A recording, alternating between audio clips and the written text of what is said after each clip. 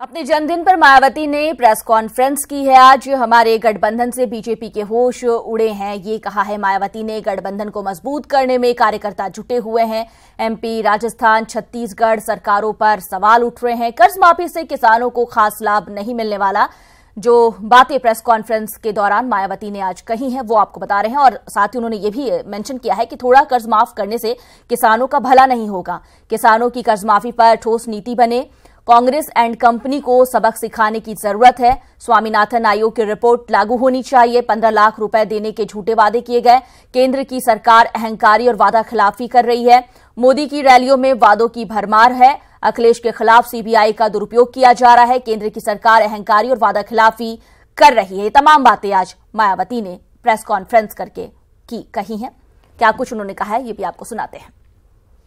मध्य प्रदेश, राजस्थान व छत्तीसगढ़, इन तीनों राज्यों में वे वहां सत्ताधारी रही बीजेपी को काफी बड़ा सबक सिखाने के साथ साथ साफ तौर पर ये काफी कुछ राजनीतिक संदेश भी देते हैं, जिससे केवल बीजेपी को ही नहीं बल्कि कांग्रेस पार्टी एंड कंपनी के लोगों को भी काफी कुछ सबक सीखने की जरूरत है।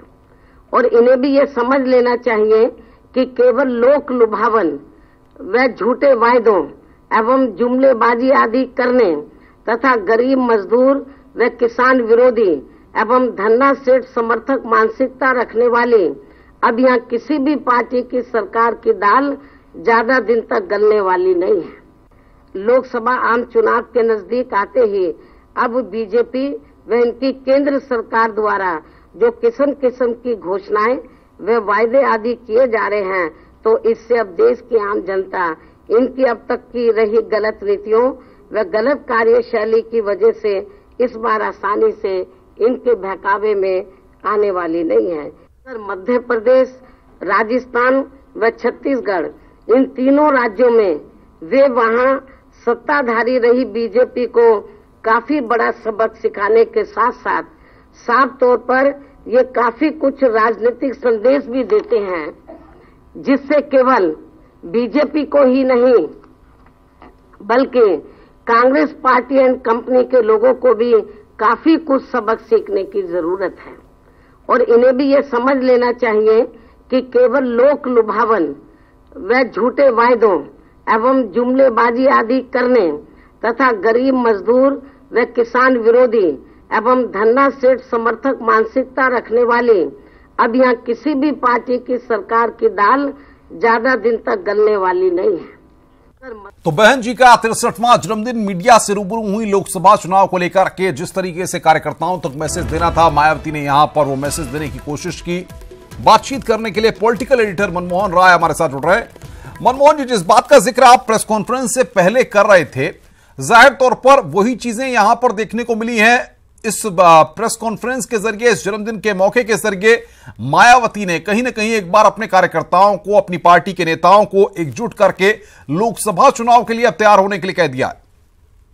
जी बिल्कुल, उनका बर्थडे हमेशा एक संदेश होता है। वो उनके कार्यकर्ता, उनके फॉलोअर्स उनके बर्थडे की एक एक स्पीच, एक एक लाइन को ध्यान से सुनते हैं और यही उनके नाम पे उनका संबोधन देती हैं। उन्होंने क्लियर किया कि गठबंधन मजबूत है, आगे भी मजबूत रहेगा। और उन्होंने भाजपा के साथ साथ कांग्रेस को भी कटघरे में रखा, लगातार अटैक किया ताकि ये कंफ्यूजन ना रहे। गठबंधन में आगे कांग्रेस भी मिलेगा, आ सकता है। रायबरेली और अमेठी की सीट गठबंधन ने भले छोड़ी हो कांग्रेस के लिए, लेकिन उसके आगे गठबंधन में कांग्रेस की कोई संभावना नहीं है। ये लगातार उनके स्पीचों से और आज के भाषण में भी क्लियर हो गया। साथ ही साथ उन्होंने एक जो अहम बात है, जो भाजपा सरकार ने जनरल वर्ग के लिए जो 10% आरक्षण किया आर्थिक आधार पे, उन्होंने आज मुसलमानों के लिए भी आर्थिक आधार पे आरक्षण की बात की है, जो एक बड़ा संदेश है। क्योंकि कहीं ना कहीं गठबंधन जो है सेकुलर वोट, माइनॉरिटी वोट्स के ऊपर ध्यान दे रहा है, माइनॉरिटी वोट्स को एकजुट अपने पाले में चाहता है।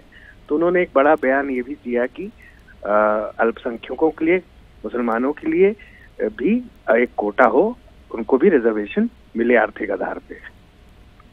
बिल्कुल। मनमोहन जी बहुत बहुत शुक्रिया हमारे साथ जुड़ने के लिए और बातचीत करने के लिए। हमारे पॉलिटिकल एडिटर मनमोहन राय हमारे साथ जुड़े हुए थे, जो विस्तार से चीजों को बता रहे थे।